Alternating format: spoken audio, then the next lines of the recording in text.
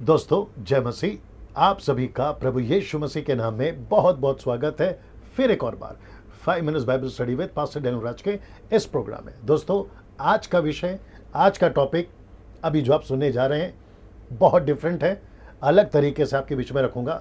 आज ऐसा कुछ नहीं कहूँगा कि पेज को लाइक करो, सब्सक्राइब करो, कॉन्टेक्स्ट को, मसीह मंथन को, वो सारी चीज़ें आज नहीं करूँगा। सिर्फ दो बातें करूँगा पहले मेरे टॉपिक में जाने से पहले कि मिल्क ड्रिंकिंग क्रिश्चियंस ना देखें, अधूरे ज्ञान के सेवक ना देखें, यदि देखना चाहते हैं तो चुपचाप से देखें।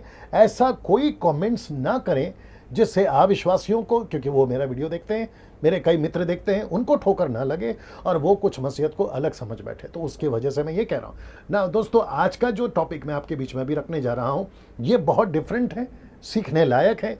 आपको यह भी याद दिलाता चलूं कि डैनियल राज अगर कोई भी स्टेटमेंट देता है या जिस किसी भी विषय पर बात करता है तो पूरी स्टडी करता है, लैंग्वेजेस स्टडी करता है, कल्चर स्टडी करता है, हिस्ट्री स्टडी करता है, कॉन्टेक्स्ट को स्टडी करता है, उसके बाद ही आपके बीच में आता है। जब आप लोग देखते हैं बारीकी से देखें, समझे।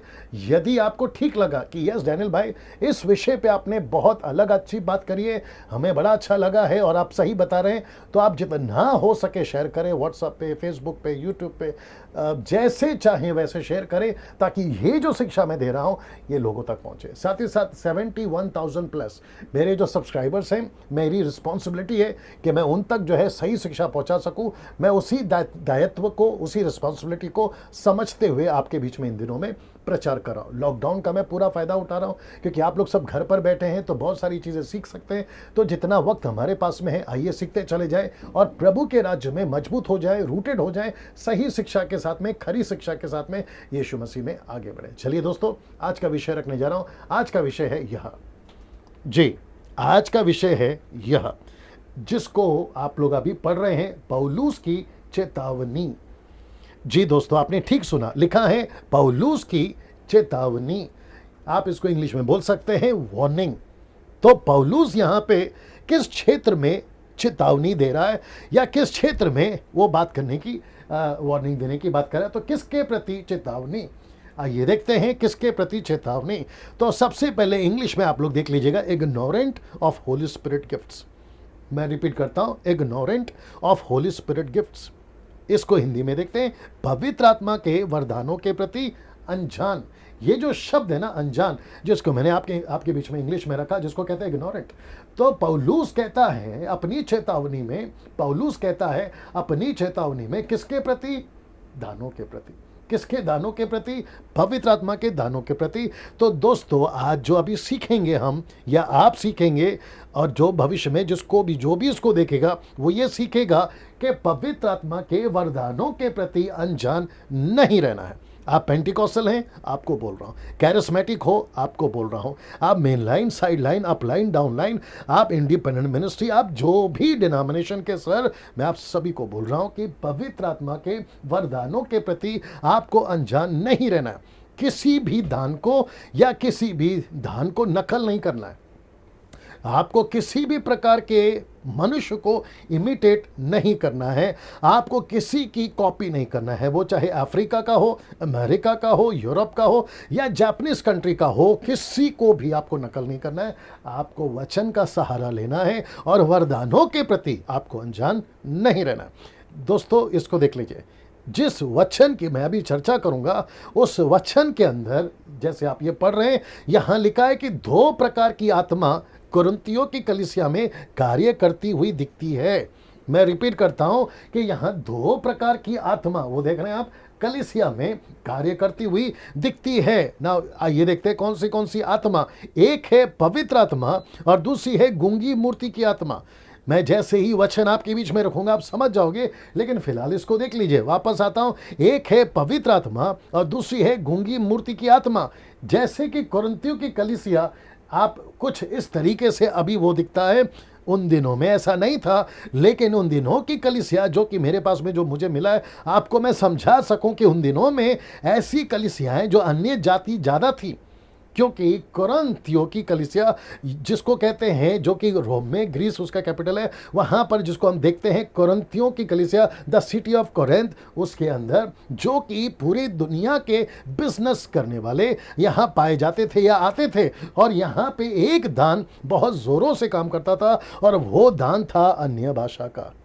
अन्य भाषा से मेरा मतलब है ग्लोसा। ग्लोसा मतलब ग्लोसोलालिया 1100, जो कि स्ट्रॉन्ग्स है ग्रीक वर्ड का 1100, जो कि कहता है ग्लोसा ग्लोसोलालिया, यानी कि भाषा, पृथ्वी की भाषा, यहाँ पे बहुत जोरों से काम करता था।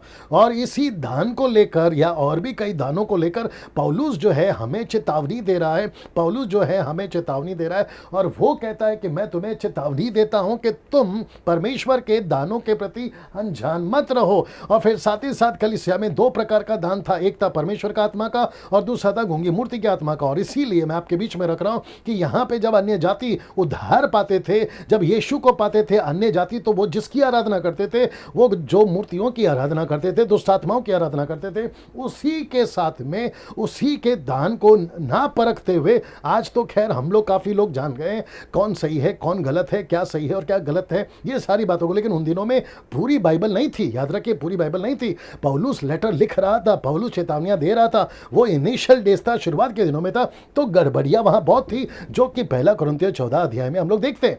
साथ ही साथ में यहां पे जो व्यक्ति कन्वर्ट होता था, कन्वर्ट से मेरा मतलब है जो यीशु में आ जाता था, तो उनके अंदर दो प्रकार की आत्माएं काम करना शुरू करती थी। एक है पवित्र आत्मा, जो कि स्वाभाविक है, प्रभु ने दिया हुआ है, लेकिन साथ ही साथ ऐसी गूंगी मूर्ति की भी आत्मा काम करती थी, जिसके प्रति पौलुस चेतावनी दे रहा है। आइए देखते कैसे। सबसे पहला कुरिन्थियों 12 का 1, बड़े ध्यान से सुनिएगा। यहां पे लिखा है, हे भाइयों, मैंने ब्रैकेट में बहनों को लिखा है, क्योंकि कई ट्रांसलेशंस ऐसे भी कहते हैं, इंग्लिश वाले कहते हैं ब्रदर्स एंड सिस्टर्स, इसलिए मैंने बहनों को डाल दिया ना। बात को आगे बढ़ाते हैं। लिखता है कि मैं नहीं चाहता कि तुम आत्मिक वरदानों के विषय में अज्ञात रहो। ये आत्मिक वरदान कौन सी है, आइए आपको बताता हूं ना। इसको देख लीजिए, वचन 2 कहता है कि तुम जानते हो कि जब तुम अन्य जाति थे, ये देखो, जब तुम अन्य जाति थे, जब तुम कोरिन्थियों की कलीसिया में आने से पहले जब तुम अन्य जाति थे, तो तुम किसी ऐसी मूर्ति या ऐसी स्पिरिट के पीछे जाते थे। इसलिए लिखा है गूंगी मूर्तों के पीछे जैसे चलाए जाते थे वैसे चलते थे। पास्ट टेंस वर्ड है, मतलब भूतकाल में तुम ऐसा करते थे, उसको पौलुस याद दिला रहा है। इसलिए वो कहता है, अब जरा ध्यान दीजिए, वो कहता है इसलिए मैं तुम्हें चेतावनी देता हूं। ऐसा क्यों चेतावनी देता है, किस बात को लेकर चेतावनी देता है, वो बात आपके बीच में रखने जा रहा हूं। जो कि कहता है जो कोई परमेश्वर की आत्मा की अगुवाई से बोलता है, ये जो शब्द है ना, बोलता है, इसके ऊपर जोर देना, और इसी को वार्निंग दे रहा हूं। वो कहता है कि कोरिन्थियों की कलीसिया में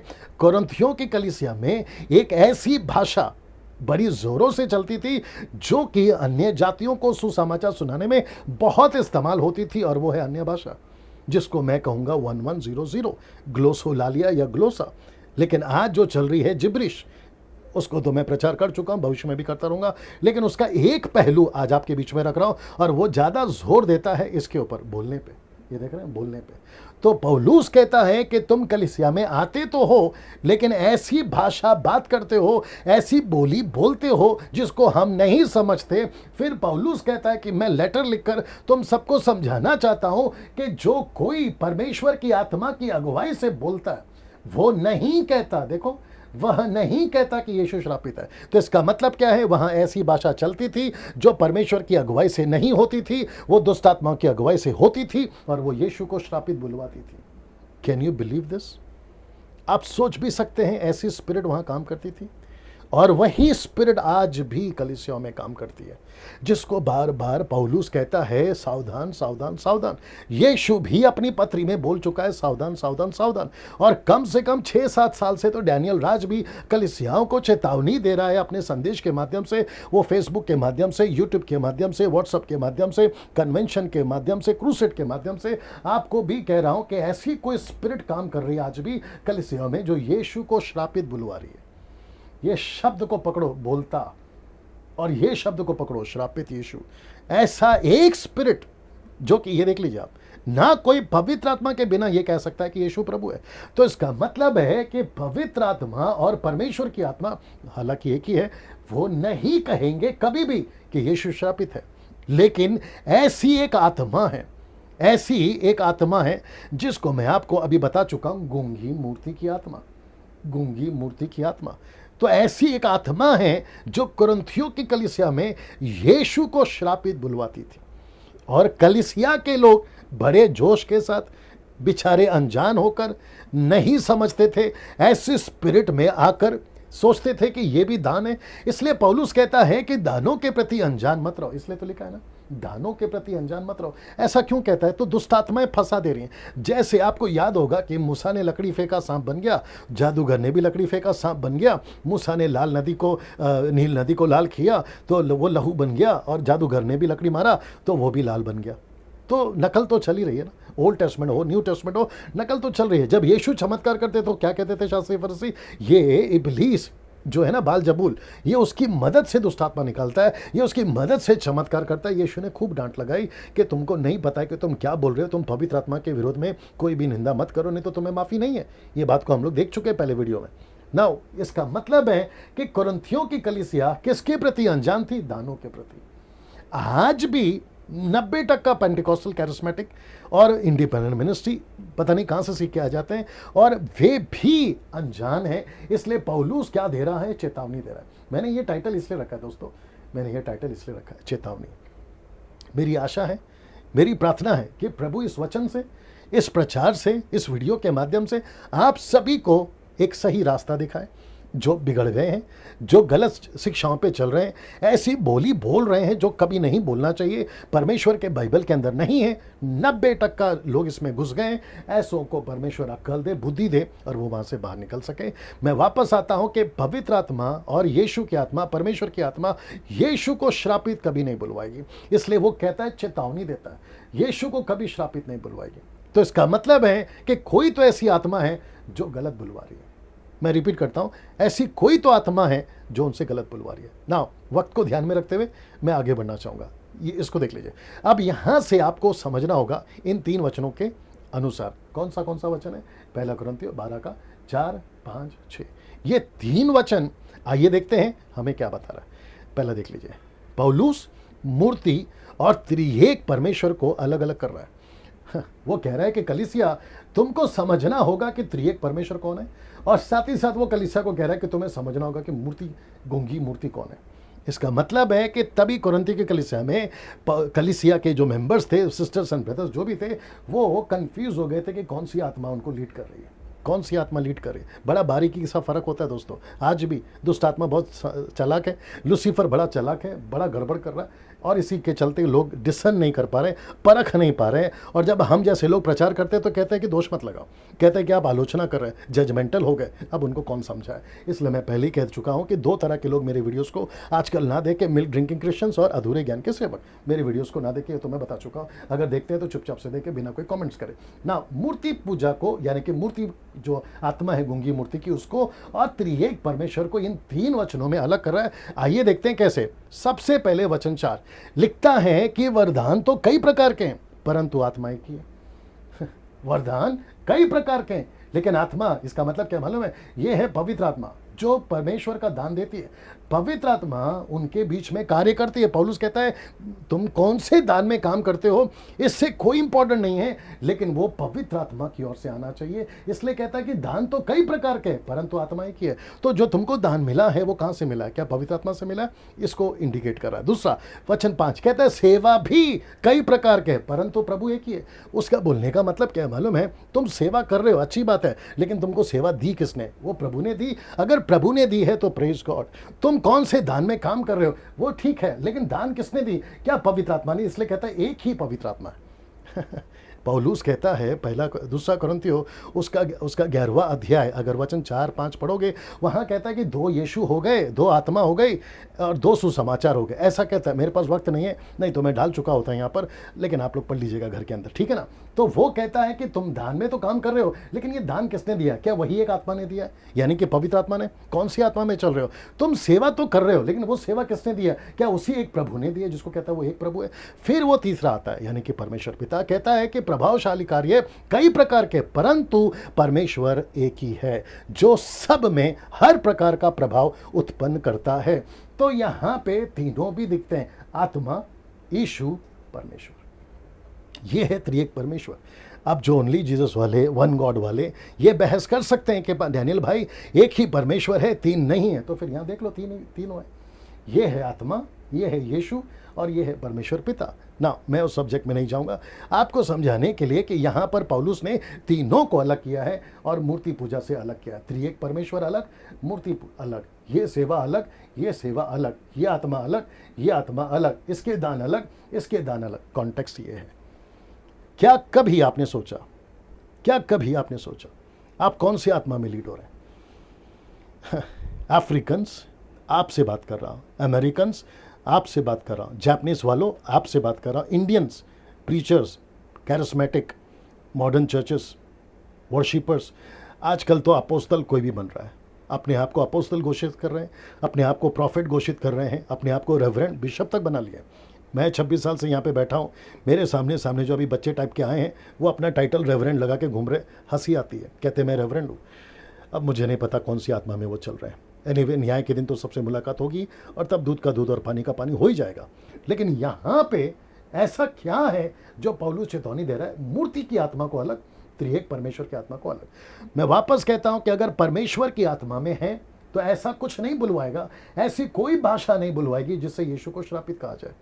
तो इसका मतलब है कि चर्चेस के अंदर आज आपको जांचना होगा आप कौन सी भाषा बोल रहे हो। कहीं उस भाषा में जिसको तुम खुद जानते तक नहीं हो, कुछ ऐसा तो नहीं बोल बैठ रहे हो जिसको यीशु को तुम श्रापित कह रहे हो। गीतों में बोल बैठ रहे हो, अपने प्रचार में बोल बैठ रहे हो, घंटों प्रार्थना में बोल बैठ रहे हो। जरा सोच के देखिए ना दोस्तों, इसको देखिए, बड़ा अद्भुत है।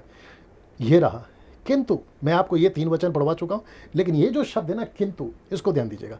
लिखा है 1 कुरिन्थियों 12:7 में लिखा है, किंतु सबके लाभ पहुंचाने के लिए हर एक को आत्मा का प्रकाशन दिया जाता है।